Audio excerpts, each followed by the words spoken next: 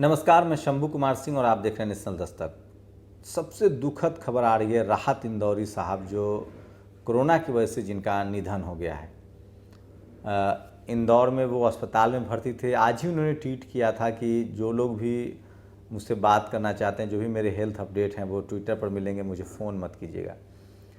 सोचिए कि 60 से 65 हज़ार रोज़ मरीज कोरोना के सामने आ रहे हैं और किस तरह के अंदाज़ा लगाए किस तरह के हालात हैं। लॉकडाउन खोल दिए गए हैं और आप कल्पना नहीं कर सकते चल क्या रहा है। तिरुपति मंदिर में 700 कर्मचारी जो हैं, पूरा 3 लोग की मौत हो गई, कर्मचारी वहाँ कोरोना हुआ है और वहाँ मंदिर खोल दिए गए हैं। आपके सामने अयोध्या में शिलान्यास हुआ है राम मंदिर का, और आप समझिए कि किस तरह के हालात हैं। और वहीं कल दिल्ली में एक प्रोटेस्ट हुआ था, लेफ्ट वालों ने, जनता का प्रोटेस्ट था, तो दिल्ली पुलिस ने एफआईआर कर दिया कि कोरोना में आप प्रोटेस्ट नहीं कर सकते हैं। लेकिन वहीं मंदिर चालू हैं, तमाम मंदिरों पर रोज़ भीड़ लगती है। कनॉट प्लेस में आप देखिएगा, सीपी में इतनी भीड़ होती है, मंगल के मंगल जो हनुमान मंदिर है वहाँ भीड़ होती है। 65 हज़ार कोरोना हो रहे। आज प्रधानमंत्री ने राज्यों के साथ बैठक की है और उन्होंने कहा है कि तेज़ी से कोरोना के जांच बढ़ाने चाहिए। जबकि कौन कोरोना का जांच छुपा रहा था? जो डबल इंजन वाली सरकार है। गुजरात में जांच छुपाए गए, वहाँ स्थिति भयावह हो रही है। दिल्ली में जांच किए गए, दिल्ली स्थिति ठीक हो रही है। महाराष्ट्र में जांच किए गए, वहाँ स्थिति ठीक हो रही है। बिहार में जांच नहीं किए गए, वहाँ स्थिति भयावह हो रही है। यूपी में जांच नहीं किए गए, वहाँ स्थिति भयावह हो रही है। 2 वीडियो देखिए। एक खुद बीजेपी का नेता है, वो कह रहा है कि किस तरह से उसके घर वाले मर गए और वो मोदी जी और योगी जी से सवाल पूछ रहा है। मेरे एडिटर इसको 2 विंडो में लगाएंगे और कोरोना को लेकर कितनी सरकार गंभीर है उसके बाद देखो। आज मेरी भारतीय जनता पार्टी के कार्यकर्ता, कार्यकारिणी सदस्य और प्रदेश कार्यालय में रहकर अगर मैं अपने भाई को नहीं बचा पाया तो ऐसी बीजेपी को मुझे कोई जरूरत नहीं है। मैं आज चेतावनी देना चाहता हूँ। अरे नरेंद्र मोदी जी, आपने क्या देखा है जिसका बड़ा भाई चला जाए उसके दर्द पूछिए। योगी जी, आप भी दर्द पूछिए। आपने तो परसों मुझसे ये भी कहा था अयोध्या चलना बेटा, अभी टाइम नहीं है।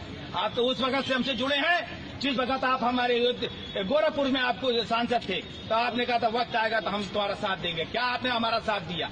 यही साथ दिया। और वीडियो देखिए, इस महिला का वीडियो देखिए, किस तरह से उसके पिता के साथ हुआ है। वो मर गए हैं, उसको लेकर ये सवाल उठा रही हैं। डियर फ्रेंड्स, मेरे पापा, मैं एक बार फिर से रिपीट वीडियो बना रही हूँ, मेरे पापा काशीराम हॉस्पिटल में आज एक्सपायर कर गए हैं। और सबसे बड़ी बात यह है कि यहाँ पे काशीराम हॉस्पिटल में डॉक्टर पीयूष मिश्रा के अंडर ऑब्जर्वेशन में थे। मेरी माँ पॉजिटिव है, मेरे 2 भाई पॉजिटिव हैं। सीएमओ साहब ने कल हमें इन्फॉर्म किया था कि उनकी हालत बिल्कुल ठीक है एंड ऑल ऑफ सडन उनको डेथ डिक्लेयर कर दिया। हम मानते हैं कि इसके रेस्पिरेटरी अटैक एकदम से आते हैं, हम हर चीज एक्सेप्ट करने के लिए और तो और हमने बाहर से मेडिकेशन प्रोवाइड किया अपने पापा के लिए।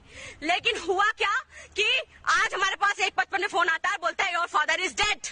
Why they are not informing me before and before? ऐसा इन्होंने किया कैसे? How they do this? I want to take action from the CM Aditya Yogi Nath and I want to take actions. I want justification from the CMO office, from Kanpur district magistrates and from all judiciary. This is totally illegal. और सोचिए कि एक और एक तस्वीर डराने वाली देखिए। ये लखनऊ एयरपोर्ट की तस्वीर है जहां पीपीई किट फेंका हुआ है। आप कल्पना कर सकते हैं कि किस तरह की गंभीरता है। तमाम स्कूल बंद हैं, कॉलेज बंद हैं, रोजी रोजगार बंद है, लेकिन धार्मिक स्थल खोले जा रहे हैं और लोग इस देश में धार्मिक वजहों से वहाँ जा रहे हैं। राहत इंदौरी साहब के निधन के बाद साफ हो रहा है कि सबसे बड़ी विडंबना यह है कि अगर आप गरीब हैं, लाचार हैं, बेबस हैं और कोरोना हो गया तो आपको इलाज नहीं मिलेगा। आप मरने के लिए मजबूर होंगे। लेकिन अगर आप अमित शाह हैं, अगर आप संबित पात्रा हैं, तो आप कहाँ जाते हैं? आप जाते हैं मेदांता में। धर्मेंद्र यादव को भी कोरोना हुआ था, जो अखिलेश यादव के भाई है। वो कहाँ गए? वो सरकारी अस्पताल में गए। तो सरकारी अस्पताल की दुर्दशा ये है और राहत इंदौरी साहब की अब का निधन हो गया है। तो समझिए कोरोना ने किस तरह से मतलब, और सरकार कार्रवाई किस तरह से कर रही है। जो प्रोटेस्ट हो रहा है रोजी रोटी के लिए, यूपी में बीएड के एग्ज़ाम दे दिए गए। ऐसी ऐसी तस्वीरें सामने आई हैं कि आप देख के हिल जाएंगे। आप कल्पना नहीं कर सकते हैं। तो ये तमाम 2 गज सही मेरी मिल्कियत तो है, ये मौत तुझे मुझे जमींदार कर दिया। तो राहत इंदौरी साहब को लोग याद कर रहे हैं जनाजे पर लिख देना यारो मोहब्बत करने वाला जा रहा है। सोचिए, इन्हीं की एक शायर थी कि अगर इस देश में, ये देश किसी के बाप का थोड़ी है, सबके खून इस मिट्टी में सन है। इन्हीं की शायरी थी कि अगर आग लगाओगे तो मोहल्ले में सिर्फ घर मेरा ही है। मुझे शायरी ज़्यादा नहीं आता है, लेकिन वो राजेश चंद्रा ने शेयर किया है। अगर खिलाफ है होने दो जान थोड़ी, अगर खिलाफ हैं होने दो जान थोड़ी है, ये सब धुआं है कोई आसमान थोड़ी है। लगेगी आग तो घर आएंगे कई जद में, यहाँ पे सिर्फ हमारा मकान थोड़ी है। मैं जानता हूँ कि दुश्मन भी कम नहीं, लेकिन हमारी तरह हथेली पे जान थोड़ी है। हमारे मुंह से जो निकले वही सदाकत है, हमारे मुंह में तुम्हारी जुबान थोड़े है। जो आज साहिबे मसनद हैं कल नहीं होंगे, किराएदार हैं जाति मकान थोड़ी हैं। सभी का खून शामिल है यहाँ की मिट्टी में, किसी के बाप का हिंदुस्तान थोड़ी है। आज साहिबे मसनद है, जो आज राष्ट्रपति CM PM हैं, उनको लेकर इन्होंने ये कहा है। और पूरा सोशल मीडिया जो है वो राहत इंदौरी साहब को याद कर रहा है। और सोचिए कि कोरोना से राहत इंदौरी साहब का परिनिर्वाण हो गया है, निधन हो गया है, और सोशल मीडिया पर लोग उसको याद कर रहे हैं। तो आप सोचिए कि आपकी क्या हालत होने वाली है। और वीडियो भी देखते हैं, तो दूसरी विंडो में तस्वीरें चल रही है, ये कोरोना के खिलाफ किस तरह से लोग की नाराज़गी है। कब तक आप टीवी अखबार के जरिए सुशांत सिन्हा का केस चलाते रहेंगे?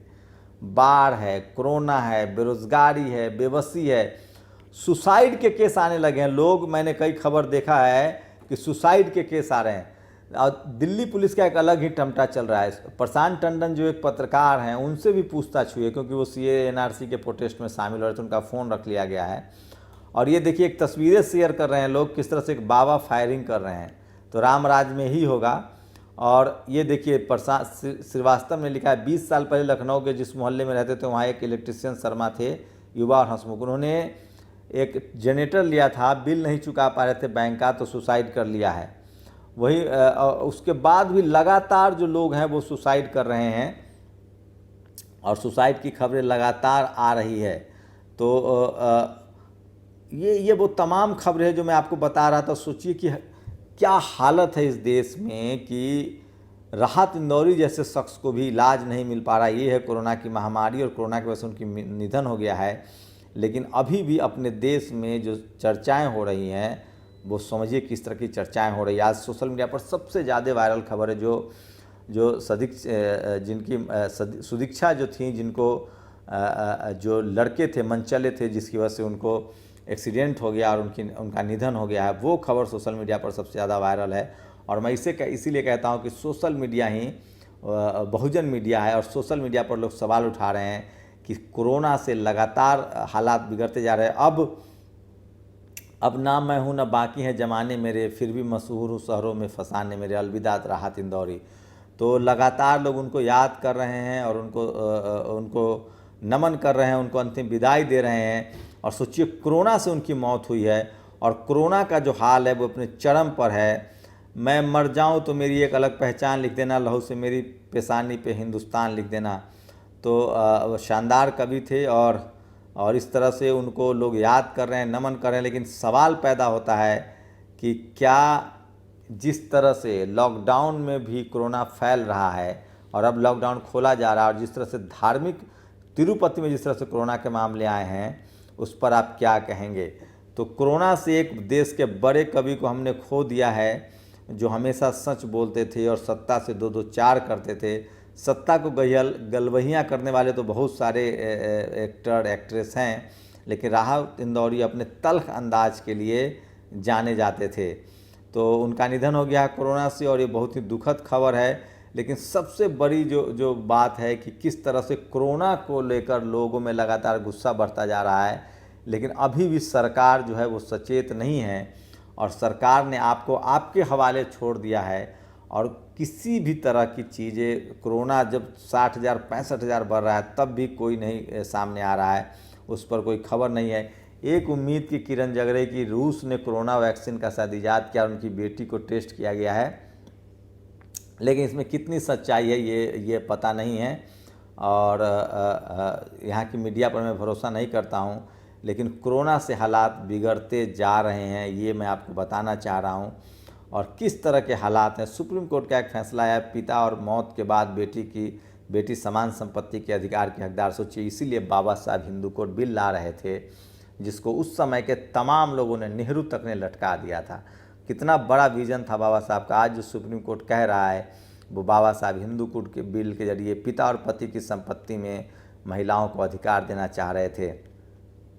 तो इतने विजनरी थे बाबा साहब, और इसीलिए हम लोग बाबा साहब का सम्मान करते हैं। तो आज सोशल मीडिया पर राहत इंदौरी की खबर सबसे ऊपर है। सुदीक्षा को जिस तरह से एक होनहार लड़की जो 4 करोड़ के स्कॉलरशिप लेके चाय बेचने वाली की बेटी, जिसको 98% नंबर आता है और 4 करोड़ के स्कॉलरशिप लेके वो अमेरिका में पढ़ाई कर रही थी, वो भारत आती हैं और उनके साथ छेड़खानी करने की कोशिश होती है। उनकी मोटरसाइकिल में लोग उनके स्कूटी में धक्का मार देते हैं, एक्सीडेंट हो जाता है, जिसकी वजह से उनका निधन हो जाता है। तो ये खतरनाक खबरें थी, लेकिन राहत इंदौरी साहब नहीं रहे। लेकिन कोरोना से निपटने के लिए जो है वो सरकार कुछ नहीं कर रही है। वीडियो आपको बता रहा है, जो दूसरे विंडो में आप तस्वीरें देख रहे हैं कि किस तरह से कोरोना के बद इंतजामी है। एयरपोर्ट पर पीपी किट भेजा जा रहा है, अस्पतालों के बाहर लोग खुद रिपोर्टिंग करने के लिए, रिकॉर्डिंग करने के लिए मजबूर हैं, और मंदिरों में भीड़ लग रही है। लेकिन आप अगर आंदोलन करेंगे अपने अधिकार के लिए तो आप पर केस दर्ज कर दिया जाएगा। आपकी क्या प्रतिक्रिया, अपनी प्रतिक्रिया जरूर दीजिए। शुक्रिया। नेशनल दस्तक की आपसे गुजारिश है कि अगर इसको बचाना चाहते हैं तो नेशनल दस्तक को सब्सक्राइब करने के लिए रेड कलर के सब्सक्राइब बटन को दबाएं, फिर बेल आइकन की घंटी दबाएं। नेशनल दस्तक को बचाने के लिए बहुत जरूरी है कि हर खबर को शेयर करें, लाइक करें, कमेंट जरूर करें।